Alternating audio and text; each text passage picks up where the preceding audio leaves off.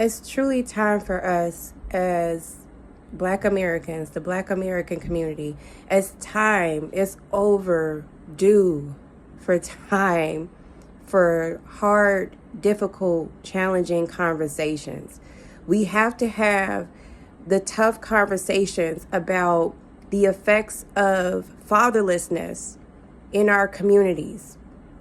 We have to talk about the effects of when we were little girls and little boys, what being in a tense environment, what being raped, being molested, being violated, what that did to us as a people, as a collective. We have to talk about these things. We cannot continue to listen to these podcasters, these people who come online publicly and critique Black Americans without understanding the fatherlessness that has affected our communities. There's a whole psychology that is present within our communities that we're completely overlooking. We're overlooking the psychology of fatherless daughters and fatherless sons, and also overstressed mothers. Because again, it's not meant for mothers to raise children alone and to run a whole household on her own. Women operate under a 28-day moon cycle, which means our hormones are constantly fluctuating, which means we have times and periods where we need to rest. It's not biologically sound for a woman to raise a household on her own. That is the job of a village. We have to talk about the effects of this on our Black families to understand where we are today. You can't look at a sliver of the pie and think you understand or you can see the whole entire pie.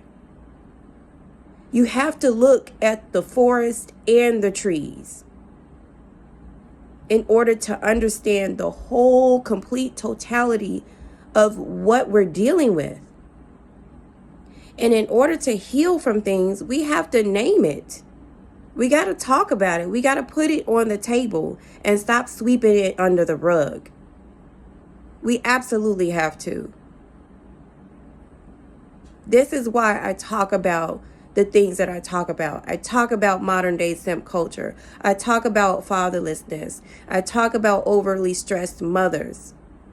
And yeah, I'm going to get on the issues with Black women too. I need y'all to give me a second. It's a whole slew of other topics that I want to get to. I want to talk about health and wellness, diet, other things. How we've been tricked by other agendas that we don't see. There's so much to talk about. But I specifically start with Black Americans, number one, because I am a Black American. I should care about these issues because they personally affect me. But I specifically start with Black America because we influence the world. We do. They know this. We influence the world. If we're exhibiting dysfunction, what does that mean for the world? If we are experiencing imbalances, what does that mean for the world? If we can't get it together, if we're having gender wars, because now I'm seeing white people online talking about how they're having gender war issues. I wonder why. Black America, we don't realize how magical and powerful we are. You are pure gold. You come from royalty. You are royal. We must talk about these ugly, very hard conversations in order to fix it. We can't keep ignoring it. We can't keep pushing it to the side. overlooking it, we can't keep doing that. And then, because this is how we fall into the trap of continuing on the cycle of oppressing Black people, because you online listening to these influencers who are planting seeds of destruction in your mental, and you're not even aware that they're doing that, because they're not even talking about the psychology of all of these fatherless daughters and fatherless sons. What does that mean for our community? What is the effect of that? How this explains where we are today, why we're having the gender wars. Part of the reason why we're having the gender wars is because we didn't have the father in the home. Having a healthy, loving father in the home gives structure. It actually teaches, especially the children, it teaches the children and even the mother or the woman how to cultivate healthy relationships. His presence in the home does that. Go figure. This is a big reason why we have dysfunctional relationships. We don't know how to talk to one another. We don't know how to respect one another. We think it's okay to just come online and spew out animosity, not knowing the effects of that.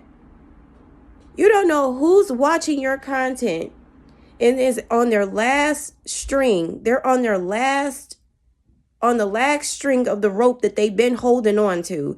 And they watch your content and get triggered by that, and they unalive themselves. You don't know who you're affecting by sitting up here spewing out all of this animosity. And I know I'm going to give us grace. I know that we're not meaning to do this because we're programmed to do it. And because it's self-sabotaging. No one in their right mind wants to self-sabotage. That is a program that was implemented into our minds so that we could self-destruct. We must have these difficult conversations so that we can get through this. You have to lean into the pain. You have to lean into the ugliness and dissect it, analyze it, and pick it up, pluck it up from the root in order to get to the bottom of it. This is the only way we're going to heal, y'all. It's no other way. It truly is not. We cannot keep ignoring the big fat elephant in the room. Side note, I think it's so funny that I'm using all of this language as an autistic individual because we're bad with understanding, what is it called? Figurative language. It's funny that I'm using that so much. Side note, I'm just a tad bit proud of myself. Just a tad bit. I had to put that in there. All right, y'all. Let's have these hard conversations because it's time to heal, okay? Love y'all.